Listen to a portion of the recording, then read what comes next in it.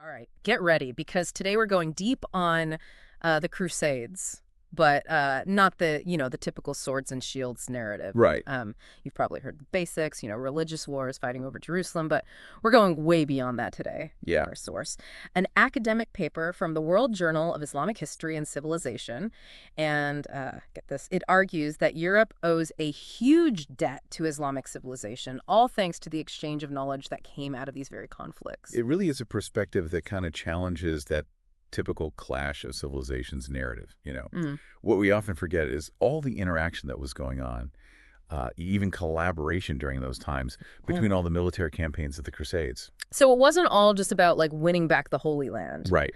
What kind of knowledge are we even talking about here? Like something that actually shaped the future of Europe. Exactly. Think about it. Back then, the Islamic world was way ahead of Europe in so many fields like medicine, astronomy, math, you name it, even philosophy. I mean, we're Mm. making groundbreaking stuff. Okay, so like give me an example. Something specific that'll blow my mind and hopefully our listeners' mind too. All right, well, let's take medicine.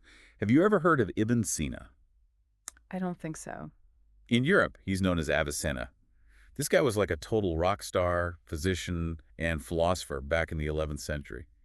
His book, The Canon of Medicine, was basically like the medical Bible for European doctors for centuries. Wait, hold on. A book written that long ago was still in use hundreds of years later. It must have been pretty insightful for its time. It was totally revolutionary. Avicenna's work, it wasn't just about treating symptoms. He was talking about understanding the body, causes of disease, surgical techniques even. I mean, he was doing clinical trials way before Europe even thought of such a thing. Wow, and this is all coming to Europe, like through the Crusades. Seems kind of ironic, right? Considering they were fighting wars against each other. It's a pretty fascinating paradox. But you got to remember that the Crusades went on for over 200 years, right? Yeah. There were definitely periods of truce, trading, diplomatic missions, and all that. So that's when scholars and texts traveled, ideas were exchanged, and, European thinkers were exposed to a whole new world of knowledge. So Avicenna is just one example then. Yeah. Um, what other areas were influenced by this, flow of knowledge from east to west? Oh, pretty much everything. Take astronomy. Muslim scholars, they were making incredibly accurate observations of the stars, developing really sophisticated instruments like the astrolabe, which, by the way, helped the European navigators explore the world. Yeah, I've heard of the astrolabe. Yep. Okay, so astronomy, medicine, what about just everyday life? Did any of this Islamic knowledge make it into the lives of like ordinary Europeans? Absolutely. Think about something as simple as writing. Before the Crusades, paper was a total luxury in Europe. And it was the Muslim world that introduced paper-making techniques, so that meant that knowledge could be recorded and spread around way more easily. That alone had a huge impact on, learning and literacy. That's so wild. So something as basic as paper, which we totally take for granted today, actually played a part in Europe's, intellectual development. Right. What else am I missing here? Well, how can we forget about some of those super iconic inventions that came from the East? Things like the compass, which obviously changed navigation forever, and gunpowder, which, well, let's just say it totally changed warfare forever. Yeah, game changers for sure. Huge. I'm starting to see how this whole, transfer of knowledge thing wasn't just some like academic footnote.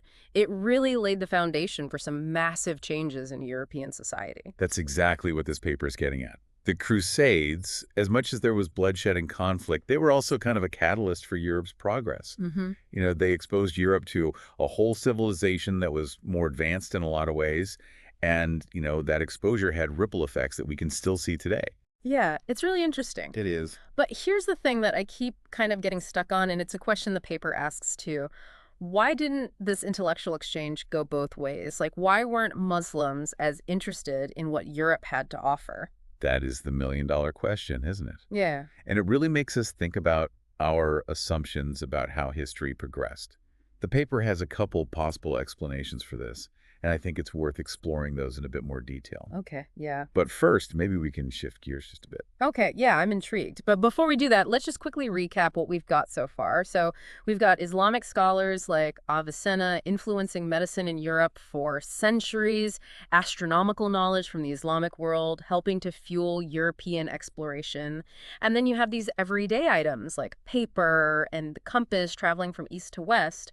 And it's all thanks to these really kind of tumultuous interactions during the Crusades. Yeah. It's like I'm seeing this whole period in a whole new light. Totally. And that's just the tip of the iceberg.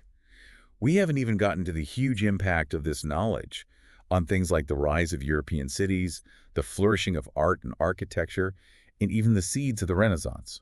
Okay, so we've kind of set the stage. Yeah. Now let's get to that unanswered question. Why was there, seemingly so little interest from the Muslim world in what Europe had to offer? Well, you got to remember the context here. Sure. At that time, the Islamic world was really at like a cultural and intellectual peak. Think about the Islamic Golden Age. Baghdad was like a global center for learning with libraries just overflowing with text on like everything you can imagine. Science, philosophy, literature, art. They had it all. They already made major advances in all these areas.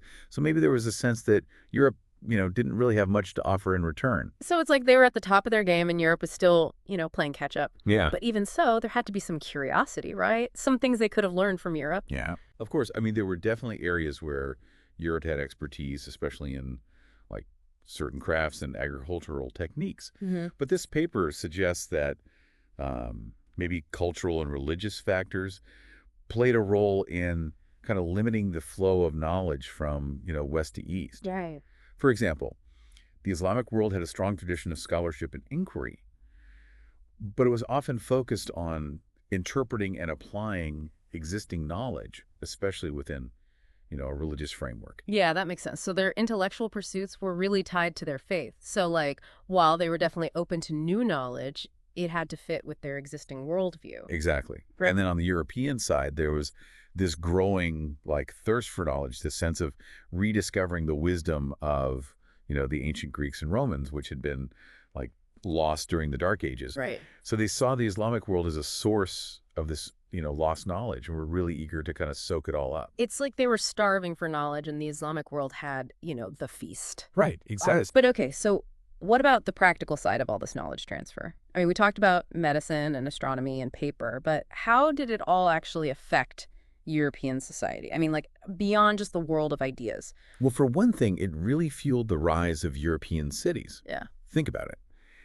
With more trade happening and all this new technology coming in, urban centers just started booming. Cities like Venice, Genoa, Pisa, they became these like bustling hubs of commerce connecting Europe to the east and, beyond. All of these powerful trading cities that we know, we can trace their growth, at least in part, back to the knowledge that they gained from the Islamic world. Absolutely. And that economic boom had a ripple effect, right? Yeah. It led to the rise of a wealthy merchant class. Yeah. And that started to challenge, the existing feudal order. I see. So in the feudal system, power was mainly in the hands of the nobles who owned all the land. Right. But when cities started growing and trade was increasing, a new kind of power dynamic emerged. These merchants, with all their new wealth and influence, they started to demand more of a say in, how society was run. Oh, so the seeds of social and political change were being sown? Exactly. Mm-hmm. The Crusades, even though they started as religious wars, had unintentionally started all these economic and social changes that would eventually, weaken the feudal system and make way for new forms of government. Wow. And maybe even, lead to more democratic systems in the long run. It's amazing how all these unintended consequences just ripple outwards, like changing history in ways that nobody could have predicted. Right. And it's not over yet. Yeah. We can't forget about the impact on arts and architecture. Europeans got to see all these new architectural styles, intricate geometric patterns, all those decorative things from the Islamic world. Yeah. And you can see this influence in all those incredible cathedrals and palaces that were built during this time. So this exchange wasn't just about, practical knowledge, but also about aesthetics, about beauty, and about expanding the European imagination. Exactly. And this, cross-cultural thing, it went even further to literature, music, even fashion. The Crusades basically opened up all these new artistic possibilities and made European culture way richer. So we've covered a lot of ground here. We have. We talked about how knowledge flowed from east to west, the impact all that had on European society, the growth of cities, the changes in power dynamics, the arts flourishing. And, we can't forget about that unintended consequence of introducing skepticism into European thought. Oh, yeah. We kind of touched on that before. Tell me more about how the Crusades led to that rise in skepticism, because it seems kind of counterintuitive, right? I mean, we're talking about religious wars. Yeah, it is kind of ironic, isn't it? But think about it.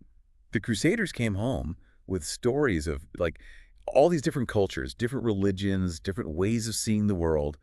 And you know, being exposed to all these different beliefs challenged the authority of the Catholic Church, which had basically, controlled knowledge and spiritual interpretation in Europe for centuries. And because of that, people started to question those beliefs and those dogmas that they'd always held to be true. So the Crusades, in a way, actually chipped away at the very religious foundation that they were supposed to be upholding. Kind of, yeah. And this questioning of authority, this embracing of critical thinking, it would eventually lead to the Protestant Reformation, which, as you know, had a huge impact on Europe. Right. So the Crusades, you could say, planted the seeds for one of the most significant religious upheavals in European history. It's like a reminder that these historical events, they rarely have these, simple, straightforward outcomes. There are always these unintended consequences, these unforeseen ripple effects that just change the course of history in huge ways. And that's what makes studying history so fascinating, right? It's about going deeper and uncovering those hidden connections and realizing that the past is never as simple as it might seem at first glance. You got it. And I think that's a really important takeaway for our listeners today. Don't just accept historical narratives, at face value. Dig deeper, question your assumptions, and be open to those unexpected turns that make history so captivating. It's like solving this giant puzzle where every piece you find just reveals another layer of complexity and intrigue. Exactly. And speaking of intrigue, we haven't even gotten to the darker side of the Crusades. All the violence, the brutality, the clash of cultures that had devastating consequences for everyone involved. That's an important point. I mean, we can't just celebrate this intellectual and cultural exchange without acknowledging, the human cost, the suffering that happened in the name of religion and conquest. Maybe by looking at that darker side, it'll give us a better understanding and yet another piece of that puzzle. It really makes you think, huh, we've been talking about these positive impacts from the Crusades, but we can't forget that these were brutal wars driven by, religious zeal and just a desire for power. Absolutely. Millions of lives lost on both sides, Mm. countless cities sacked and just destroyed. I mean, whole populations displaced. The Crusades left a legacy of violence and mistrust that lasted for centuries. It's a good reminder that progress, even when it leads to, new knowledge or technology, often comes at a very high price. It's important to remember that. Yeah, for sure. And it wasn't just the physical violence either. The Crusades also caused a lot of persecution and intolerance, particularly against Jewish communities in Europe. Right. They were often blamed for the conflicts, which led to pogroms and expulsions. That's definitely a dark chapter in our history. It seems like the Crusades, while sparking intellectual curiosity in some ways, also unleashed a wave of fanaticism and bigotry. Sadly, that's often the case with these massive conflicts, that bring out the best and worst in humanity. Hmm. But even with all that darkness, there are still some glimmers of hope. Really? Like what? It's hard to imagine anything positive coming out of such a brutal period. Well, one interesting consequence of the Crusades was the development of these military orders, like the Knights Templar and the Hospitallers. Oh, yeah. Yeah, these were religious orders. They were all about military skill, but also charitable works. They're like warrior monks, fighting and healing at the same time. Pretty much. They set up hospitals, cared for the sick and wounded, and protected pilgrims going to the Holy Land. Yeah. Their work actually laid the groundwork for, today's humanitarian organizations. That's amazing. So these orders, born from the violence of the Crusades, basically became pioneers in humanitarian aid. Yeah. It shows that even in the worst times, compassion and good deeds can still thrive. It really does. And their impact goes beyond just humanitarian work. Yeah. The Templars were big players in developing banking and finance. Oh. They set up this whole network of financial institutions across Europe, which made it much safer for, pilgrims and traders to move money over long distances. So they were like the medieval version of international bankers. You could say that. Yeah. And, this financial innovation, it really boosted the European economy, helped trade and investment, and basically paved the way for modern banking. Okay, so we've explored kind of the good and the bad sides of the Crusades.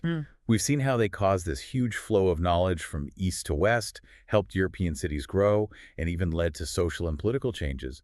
But we've also talked about the brutality, the intolerance, and the human cost of these conflicts. Yeah, it's a really complicated story. And I think that's what our listeners should take away from this, History's rarely black and white. It's all these contradictions, unexpected results, and strange connections. It's a reminder to look deeper than the surface, to question those simple stories and to really embrace the complexities of the past.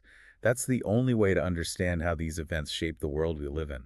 I agree. And, maybe this deep dive will make our listeners want to explore this time period more, to look at the original sources, find those hidden stories, and really wrestle with the complexities of this, like, incredibly important era in human history. Right, because the Crusades, even with all the violence and bloodshed, were a major turning point. They brought the East and West together, for better or for worse. And the impact of that is still shaping our world today in ways we might not even fully understand. So keep questioning, keep exploring, and keep uncovering those hidden depths of history.